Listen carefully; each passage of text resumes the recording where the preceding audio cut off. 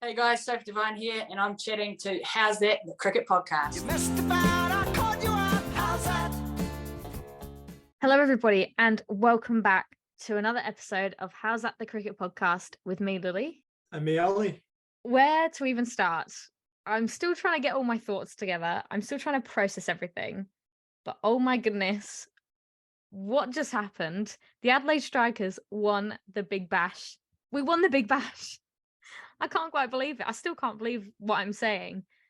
The Adelaide Strikers beat the Sydney Sixers in the grand final at North Sydney Oval by 10 runs.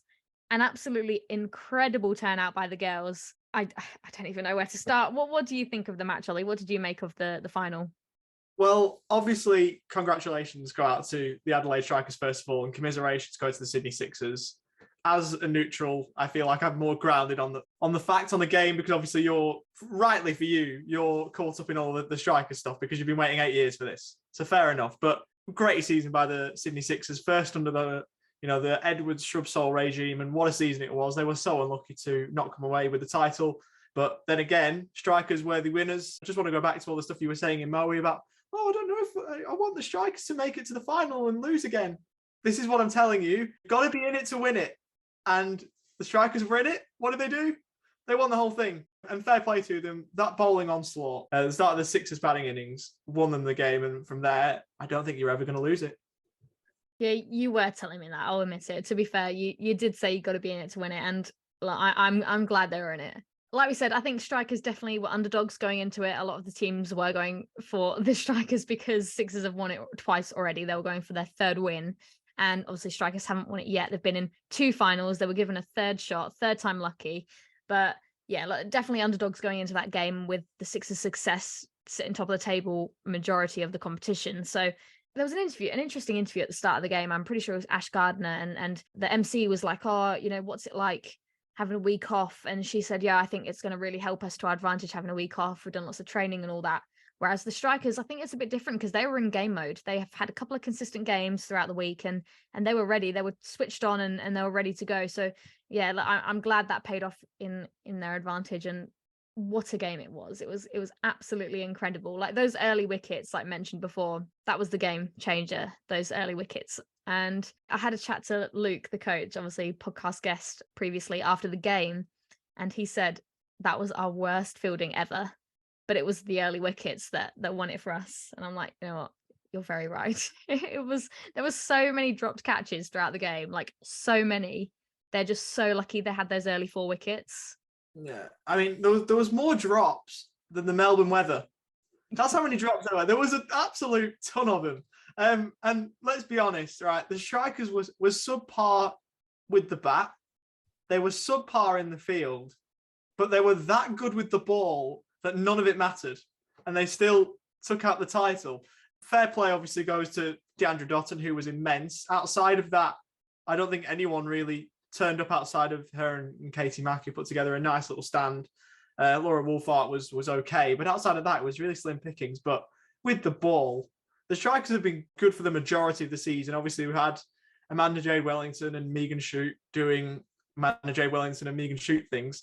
So we're not really surprised that the Strikers are so good with the ball, but they needed to be because, I remember going on Twitter and messaging you saying, Strikers are under par here. They're going to have to go really well with the ball to win this. And that's exactly what they did. So fair play to them. They backed it up.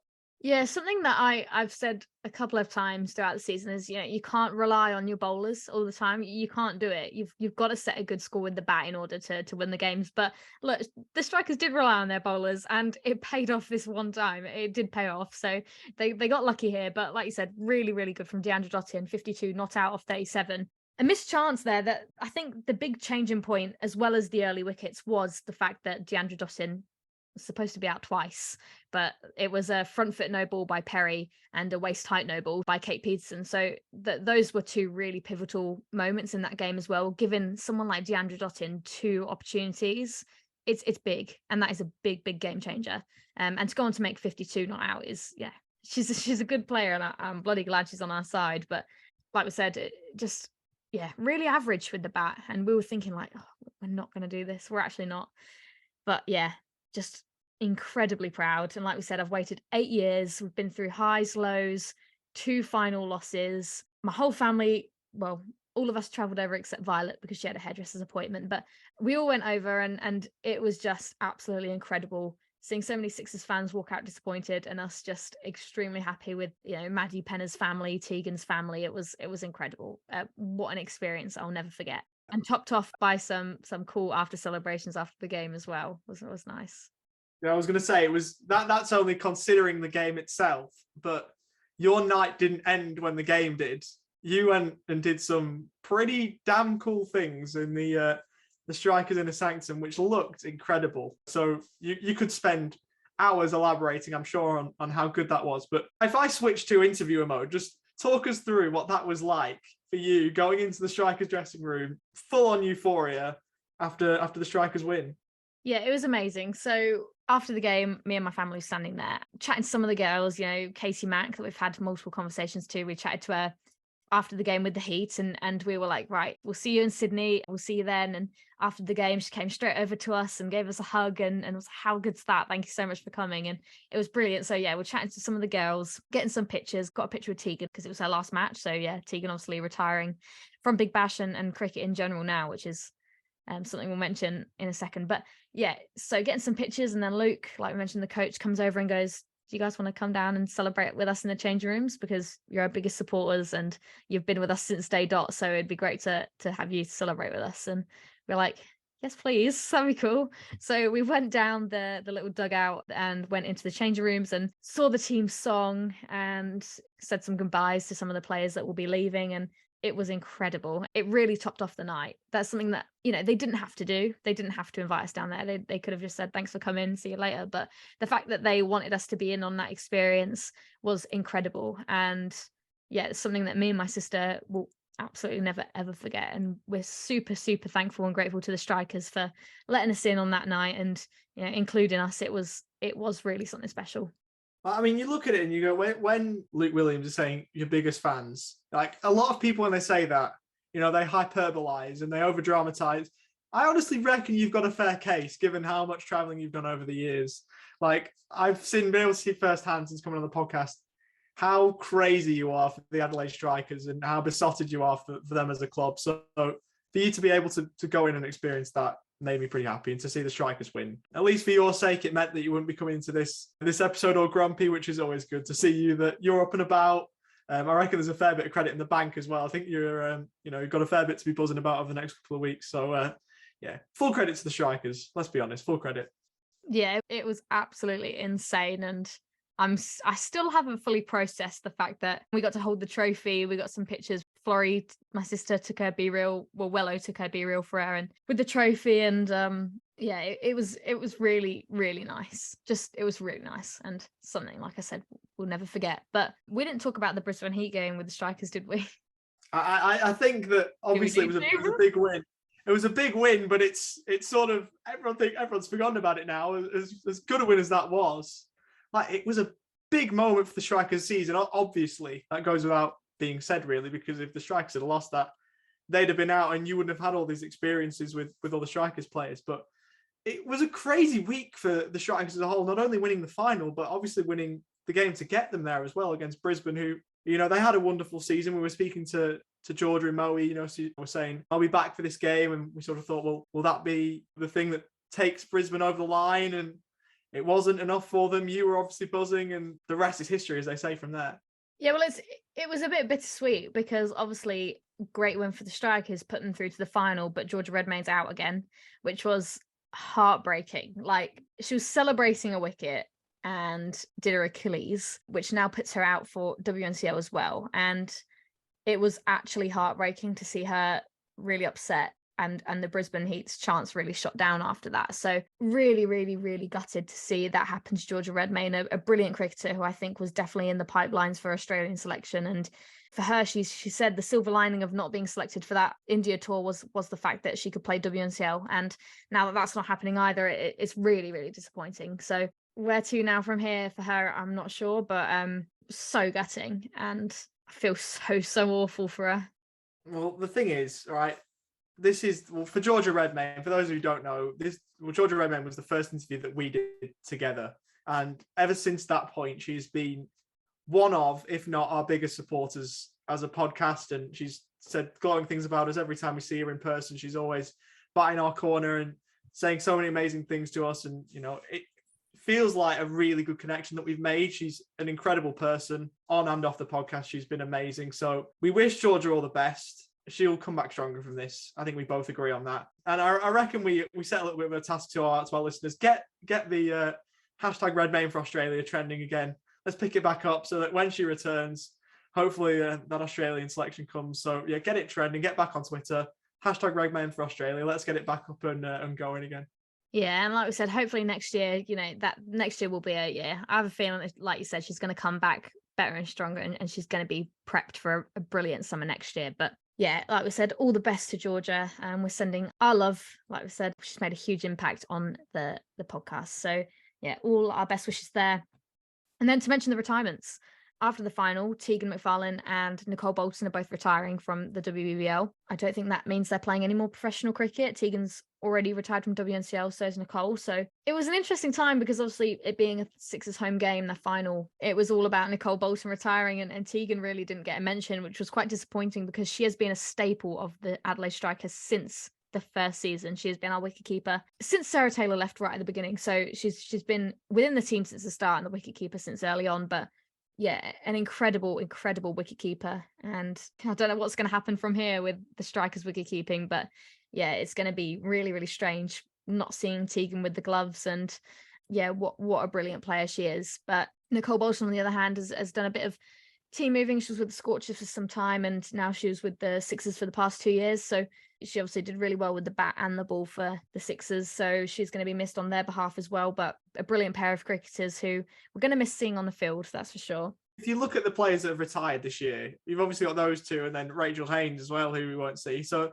the WBBL is going to look quite different next year. But I mean, it opens up the door, doesn't it, for the next generation of cricketers to come up, right, well, you've got these brilliant players who are retiring. Let this be my spot. I've got a chance to maybe take the gloves in the Adelaide Strikers case. I'll put both hands on it and try and grab it. So it's going to be nice in that regard to see who is up for the fight, who is up to try and claim these spots that these retired players have vacated. But it is sad. Obviously, Rachel Haynes has been a staple of not only the WBBL, but Australian cricket for so long, as has Nicole Bolton and Tegan McFarlane. So it is always sad when chapters close, but as they say, one door closes, another door opens. So, WBBL will be different, but also interesting that way as well.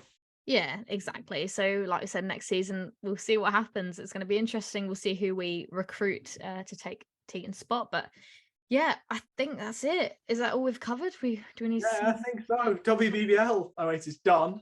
So now we've got, obviously, for the rest of the Australian summer, we've got Australian men's and women's cricket internationally. We've got BBL 12. We've got WNCL. We've got Marsh Cup. There's still so much to talk about. But given, obviously, you're a massive fan of the WBBL, and I've got around it as well this year, which has been brilliant, more than I ever have before. So it has been a wonderful season, not only for us two, for you as a spectator and as a fan of the Adelaide Strikers, but for the season as a whole. It has been a lot of fun. So thanks to all the 8 teams and to all the interviewees that we've had.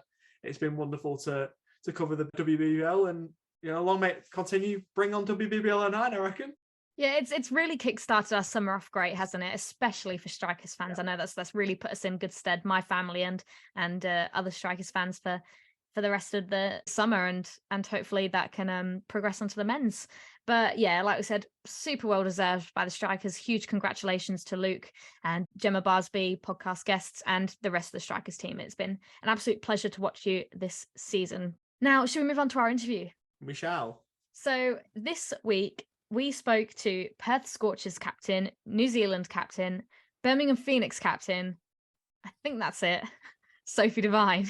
What a player she is. She is incredible. And not only a great player, but just a great person. And we really uncovered that in our interview, didn't we? Yeah, we did. A couple of things that we have to mention here. This interview was recorded during Women's and Girls Week, which obviously is a wonderful initiative by Cricket Australia, and the backbone as to why this was sorted out. So obviously that week is gone now, but of course we want to reinforce the message that it's not just one week that cricket is for women and girls and for female cricketers. It's all the time. It's a constant thing. So it was brilliant to be able to conduct the interview during then. And also a massive thanks to Rory for helping sort this out. So thanks to the Scorchers and Sophie Devine for coming on the pod. Yeah, so without further ado, enjoy our interview with Sophie Devine. And again, Devine, chance out in the deep, over the top, hits the tightrope, 6 more. Welcome, and thank you very much for joining us today. Thanks for having us.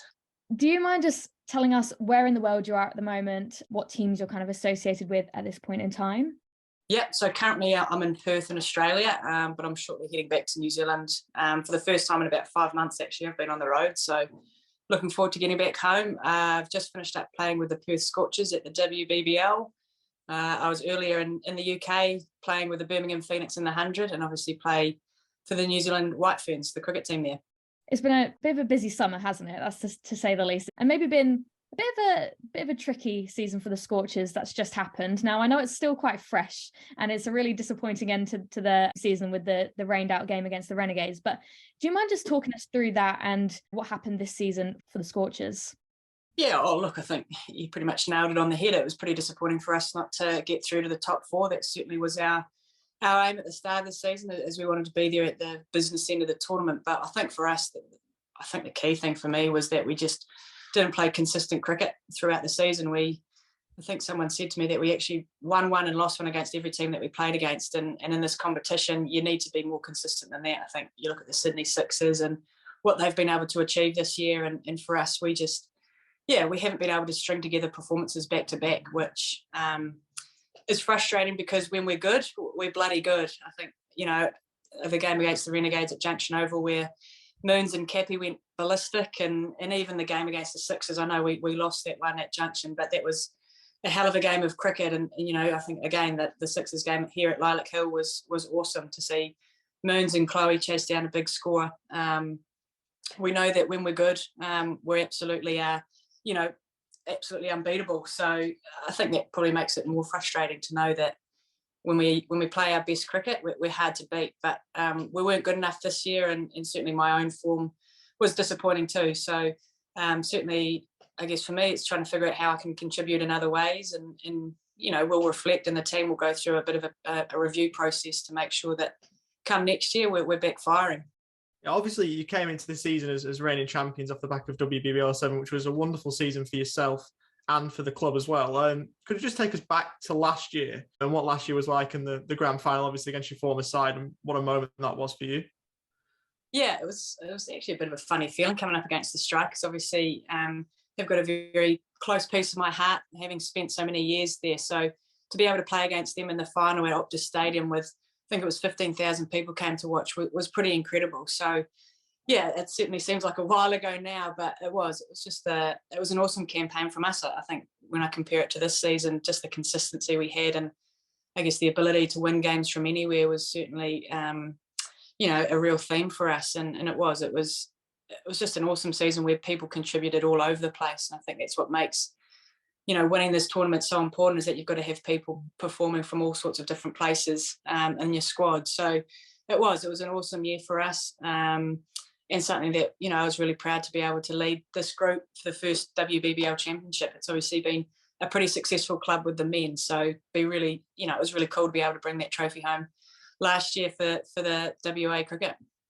Yeah, and you spoke before about the Strikers, and you spent a lot of time in Adelaide. You moved to the Scorchers for WBBL 06. Was that sort of an interesting thing to sort of comprehend? You're moving to a different team.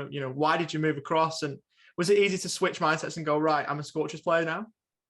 Yeah, it certainly was. And it was a really tricky decision for me. But I think at that stage of my career, I was ready for something different and a new challenge. And it was always hard to say goodbye to my Strikers family. I think having been involved from WBBL 01, it was certainly a club close to my heart. But I think as cricketers and as athletes, I think sometimes you've got to step outside and do something a bit different. And the Scorchers are a club that, I'd always admired, and that not just from the female side, but the men's side as well. And Chris Matthews here as CEO has done some pretty incredible things. So look, for me, it was a really exciting and nervous challenge, but one that, I guess now 3 years deep, certainly no regrets for my decision to come here.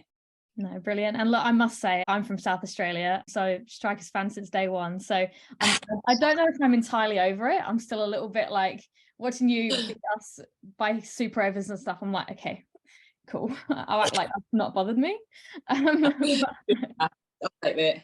Clearly for the best, clearly for the best. But now this week especially is Women's and Girls Week, which is obviously a brand new thing here in Australia from November 21st to the 27th, just to kind of highlight the growth in participation and to celebrate players, umpires, volunteers. So being Perth Scorchers captain and playing such a key role in Australian cricket, even though you're not from here, what does it mean to you to be involved in a week like this, and what do you think this means for women's cricket?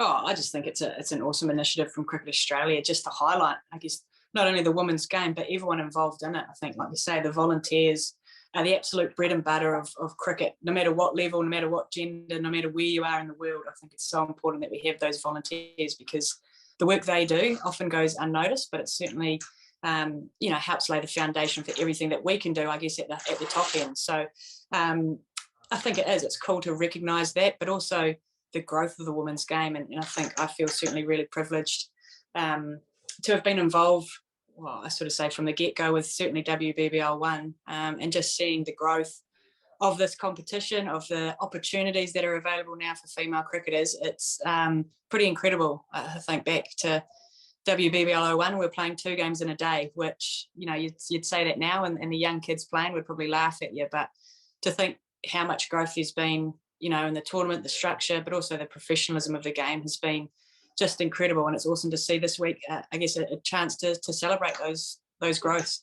Yeah, and you mentioned there about the progression from the Big Bash since the very beginning. Now, you're a very, very well-known player. Everyone knows you, and everyone knows what you can do. So do you see yourself as a role model to these younger girls and younger boys even? And if so, how do you conduct yourself to maintain, a good status within cricket? Yeah, geez, that's a great question. I think it's, I guess it's not one that I think of too much in terms of I want to be a role model. I think it certainly comes with the territory, and I think you have a real sense of responsibility to make sure that you're putting out.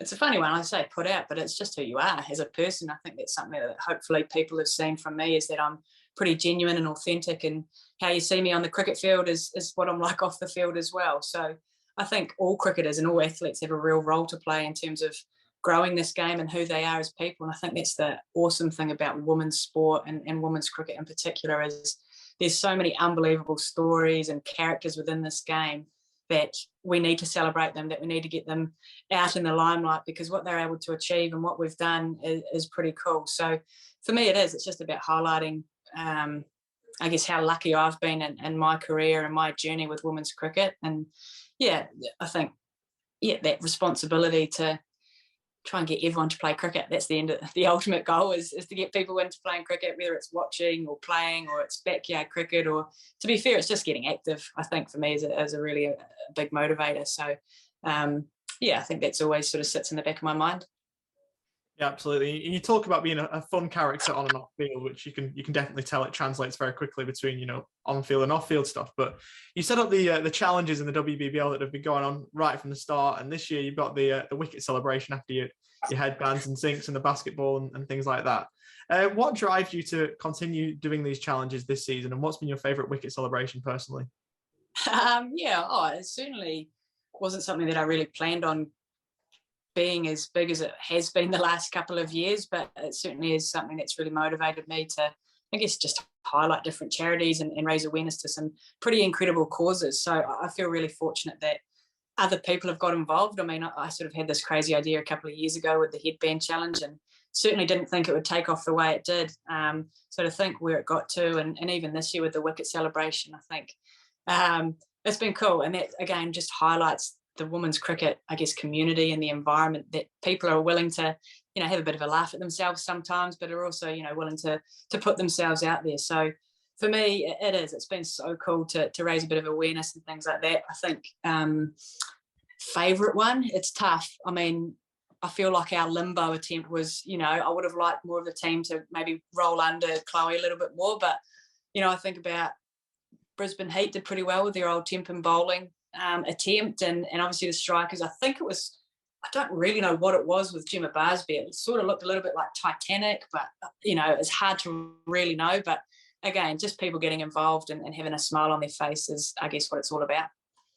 I love that. That's brilliant. And obviously, cricketers, the job is to play cricket, but a lot of fans are made happy by the actions of cricketers. Is that a main goal of yours when you step across the white line, just to go, well, right, I've got to play cricket, but there's a lot of people that I want to put smiles on the faces of as well? Yeah, and I think that sometimes serves as a really friendly reminder to us that cricket is a game and it can bring enjoyment to a lot of different people. And I know certainly around COVID and things like that, it had been pretty tough for a lot of people, being stuck at home and away from loved ones. And we were really fortunate to be able to play through that period. And it was cool to be able to go out there and play this game of cricket that we all love, and to be able to put some smiles on people's faces was pretty cool. I think sometimes as cricketers and even as athletes, we can get a bit stuck in our own bubble, and that we get so concerned about wickets and runs and whatever else. But at the end of the day, it is a game. And so it's really important to go out there. And that's certainly a message I try and push across to whatever team I'm in or whoever I'm talking to, whether it's, young players coming through. It's to have fun and enjoy it, because cricket can be a bit of a bugger of a sport sometimes, and it can, certainly give you the highs, but it can also give you the lows too. So I think it is. If you're having fun and got a smile on your face, it certainly makes it a lot more fun. Absolutely. So now moving on to your international career, you've had an esteemed international career. You made your debut at 17 for New Zealand. You were still in school, and I think I read somewhere that you, when you received the call, you were in a home economics class. So could you take us into your mindset at that point in time, entering such a massive environment at such a young age? Yeah, geez, it feels like I'm going back to about the 18th century thinking about my debut. That's how long ago it feels. It was so cool. I think probably the previous couple of years had been a real whirlwind for me. I had always played boys cricket, played it through high school, all through rep stuff. And I probably didn't have too much awareness of women's cricket or the White Ferns a couple of years before that, but I sort of got fast-tracked into the Wellington women's side. I think I was 14 when I debuted there, and from that, I knew I wanted to play for New Zealand, and was really fortunate to get the call up. As you say, I was in school and probably shouldn't have had my phone in class, but I did, and managed to sneak away and take that phone call, which was, it's a moment that you always remember for a very, very long time. And I think for me, always being the youngest, especially in that Wellington environment, I was always really well looked after by the older players and always felt welcome. And absolutely, it was always intimidating, I guess, being a younger player with adults. But for me, when I got onto the park, it was, I know what I can do here. And I had a confidence in my ability that, I'm good enough to be here. So that sort of was a bit more of a comfort for me as being out on the cricket field. It was more off the field and trying to blend in with all these old farts and, trying to be cool with them. So, yeah, I mean, it was awesome. And that's certainly something I think back now is when we get new players into the team, especially younger players, remembering what it was like for me, whether it's intimidating with older players or whatnot, but it's really important to remember what it's like. As exciting as it is, you can be pretty nervous. So, yeah, I think it's always cool to remember back to those. I mean, it really does feel about 100 years ago, but cool to go back to those experiences. Yeah, if it feels like 100 years ago, we'll go back to the present. We'll go back to March this year when New Zealand hosted the 50 over Women's World Cup. Obviously, New Zealand have been a powerhouse in both men's and women's cricket for years now. But what was it like for you as a New Zealand international to have that tournament in your home country and to make perhaps maybe worldwide viewers outside of New Zealand more aware of cricket in your home country?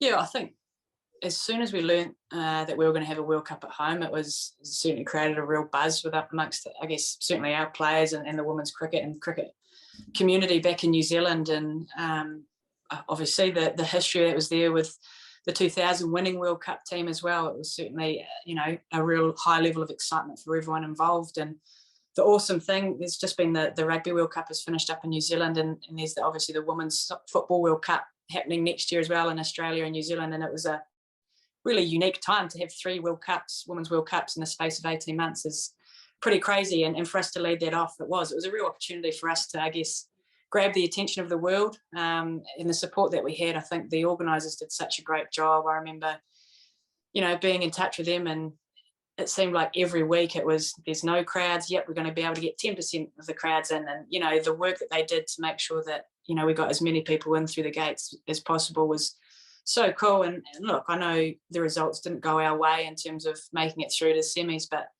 the cricket that we played and hopefully, I guess,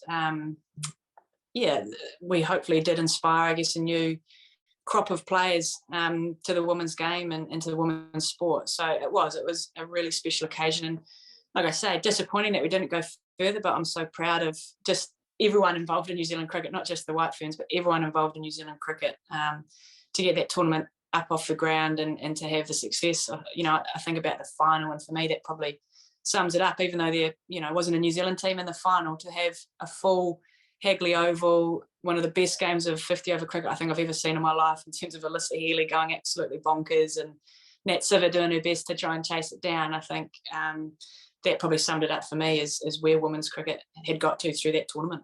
Yeah, and it's interesting because obviously you mentioned that tournament being in New Zealand grabbed the attention of the world, and something that has also grabbed attention of many people is the equal pay that's now happened for New Zealand. Now, a 5-year deal saying that men and women are going to get the same pay. What does that mean to you, and in what way do you think this will progress New Zealand women's cricket?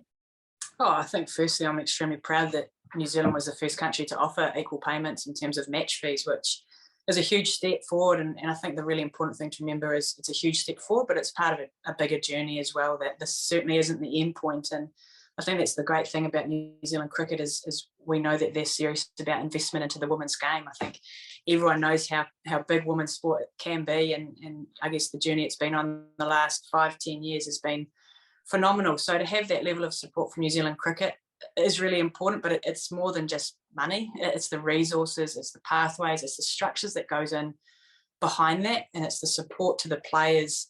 And I think that's something, I guess, having spent so much time here in Australia, that they've done really well is supporting the layers underneath, I guess, the top international ones. You look at their domestic structure, and I think in New Zealand we're really fortunate that we play a good level of cricket. And think about the Super Smash, playing double headers with the men, it's awesome. And I think, again, you're playing on better wickets, you're playing the same facilities, you're getting good crowds in, and that's going to help lift our standard as well. And it's now about how we can bring our players up to the standard that needs to be to close that gap between domestic and international players. And that's probably going to be our biggest challenge, but the investment from New Zealand cricket into that space to pay players so that they're not having to work full time, as maybe it's 30 hours a week instead of 40 hours a week working, can have a massive impact. So it's huge. Again, really proud of little old New Zealand there leading the way, and obviously seeing the BCCI doing something similar, and Australia obviously in their discussions at the moment with their MOU. So yeah, look, I think it's awesome to see where this game's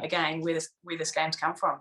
Yeah, absolutely. And New Zealand cricket is making a lot of progress, and it's wonderful to see. But the one thing that I want to touch on now is the lack of Test cricket in women's cricket for New Zealand. New Zealand hasn't played a Test since 2004. And in June of this year, the then ICC chair, Greg Barclay, who's a New Zealander, said that women's Tests, to quote him, are not part of the landscape moving forward. What was your reaction to that? And what's the appetite like to play Test cricket amongst you and your teammates? Oh, look, I've always said it. I'd absolutely love to play Test cricket for New Zealand. It, to me, is the pinnacle. I think for any cricketer growing up wanting to play for your country, Test cricket is high on the list, and I've always wanted that opportunity, and it probably hasn't presented itself. And I guess it's a really tough one for me because I understand both sides of it. I think I've seen the success of, the Ashes. I'd love to see the Ashes format brought in across all bilateral series. I think, how it's played, that there's points on every game, that, there's relevance for every match. It makes it a really exciting one. There's no dead rubbers. It's sort of right in it till the end. And but then I also understand from the other point of view that costs money and it takes time, and where do you find that in the schedule and things like that. So I certainly understand, I guess, from the administrator's point of view too. But yeah, I've certainly always wanted to play Test cricket. Whether I'd be any good at it, I don't know. But I'm sure as hell it would be exciting to play it. And is that like a goal of yours now, or a want of yours, an aspiration to sort of play Test cricket? Is that you seem to have achieved everything else? So is that the one thing that you maybe haven't done that you would want to do, is high on your list? Oh, look, it's certainly conversations that I continue to have with people at New Zealand cricket and around the world as well. Whether it happens in my lifetime or my career, I don't know, but I'd certainly love to see more women's Test cricket. I think back to, was it this year or last year, the England-Australia Test match, and how much of a cliffhanger that was. And again, I'd love to, it's awesome to see that England are going to have a 5-day women's Test match, which obviously they're normally 4 days. So little things like that. I think the more cricket that females can play is going to be the better. Yeah, definitely. Like we said, it's something that's definitely lacking, and I hope it doesn't decrease, and I hope it's definitely something that progresses, because I think it's absolutely mental that, well, I was born in 2004, so was Ollie. So I think it's crazy that in our lifetime we've never ever seen a New Zealand test or anything like that. I think it's insane. But like I said, hopefully that's something that can improve. But now we've just got a bit of an easier question. Do you have a favourite cricket memory throughout your career from any tournament, anything like that? Oh, geez. Oh, that's tough. There's heaps. There's heaps that I could go back to. Obviously, the WBBL title was pretty special last year. I think being the first one for this club was really cool. I think about my debut match for New Zealand. I think about the World Cup finals that we've played, and although we weren't able to lift the trophy at the end, some of those tournaments were unbelievable. So yeah, it's so tough to narrow it down to one, and it sort of again serves as a nice reminder for me of how much cricket has given me in my career. Now, you also mentioned there about there's many things that have happened over the years, and the Commonwealth Games was recently. Now, that's the first time that cricket's been involved. So what was that experience like for you? Because that was something that's, very new to everybody. Yeah, it was awesome. I certainly never thought in my cricket career that I'd be going to a Commonwealth Games. I obviously played a little bit of hockey, and I thought that was probably more my chance to get to a Games, but to have it in the Commonwealth Games, and I'm hopeful that they'll be in the Olympics as well, is so cool. Again, it's going to hopefully reach a whole new target audience. I think the crowds that we had there were awesome. Birmingham was just so cool. That whole experience, for me being an absolute sports nuffy, I was in my element, seeing all the other sports and what it's all about. Certainly made me, again, really proud to be a New Zealander, and to be able to share that with fellow Kiwi athletes was awesome. And to come away with a bronze medal, I probably should have mentioned that as one of my cricketing memory highlights. Shows how much but it was just such an awesome experience, and one that I'll certainly hold on to really, really close to my heart. Yeah, no, that's brilliant. Like you said, bronze medal, that's pretty awesome for a first time in the tournament for anyone. That must have been an extremely special moment. But yeah, thank you so much. It's been really brilliant to chat to you today. Good luck with all your upcoming cricket. We'll obviously tune in like we usually do. But yeah, thanks for joining us. It's been lots of fun chatting to you today. Awesome. Really appreciate it, guys. And again, Devine. Chance out in the deep. Over the top. Hits the Tide Maroons. 6 more. So that was our interview with Sophie Devine. We really hope you enjoyed listening. Obviously, it was a relatively short chat with her. We did have a very specific time limit, but we would have liked to chat a bit more, but I think we got enough out of it, and hopefully you guys managed to learn a bit more about Sophie and what she's about from that interview. And you never know, maybe she'll rejoin us in the future and we can have a bit more of a full-length interview. But yeah, it's so wonderful to chat to her, and I think she reinforced some pretty incredible things about New Zealand cricket and where they're looking to go in the future. Yeah, I think that was the main thing that I took out of it. Obviously, New Zealand haven't played a test match in women's cricket for so long. I mean, it was the year of our birth, wasn't it? The last time they played a test match in women's cricket, which is honestly bonkers when you put it like that. So yeah, New Zealand should be playing more women's test cricket. I think everyone agrees with that. And to get her insights into that, and the desire to play test cricket was really insightful, and that was one of the main things that I took out of it as well. But also a time in Australia with the Big Bash, obviously the WBBL, playing for a couple of teams, your Strikers and also the Scorchers as well. So yeah, it was a really, really good interview, a wonderful guest, and as we said before, a massive thank you to the Scorchers and Sophie Devine for coming on. Obviously, like we say, slightly shorter interview, but we're grateful that we had just the opportunity anyway to speak to her. Obviously, it was probably half of what we'd usually do for a normal interview, but we're not complaining one bit, because it was such an incredible interview nonetheless. Yeah, no, exactly. It was brilliant. And like I said, thank you for coming on the pod, Sophie. But now that brings us to the end of this week's episode. We've just had WBBL. We haven't had much cricket to talk about. But like we said, even though it is the end of the WBBL, that will not stop us with talking to some Big Bash guests. We have got plenty on the way for you. So make sure you stay tuned to hear about the season just past and the upcoming seasons for the WNCL. We'll still be talking to some women's players in between the WBBL and the resume of the WNCL. Now, next week, we'll be back with another guest. In the meantime, you can follow us on Instagram, Twitter, or TikTok at How's That TCP. You can send us an email at howsthatthecricketpodcast@gmail.com, or you can leave a rating on Spotify, which would be greatly appreciated. But that is all from me this week, and what a week it has been. I was waiting for you to mention something about the strikers. Enjoy the week of cricket, everyone. How's that?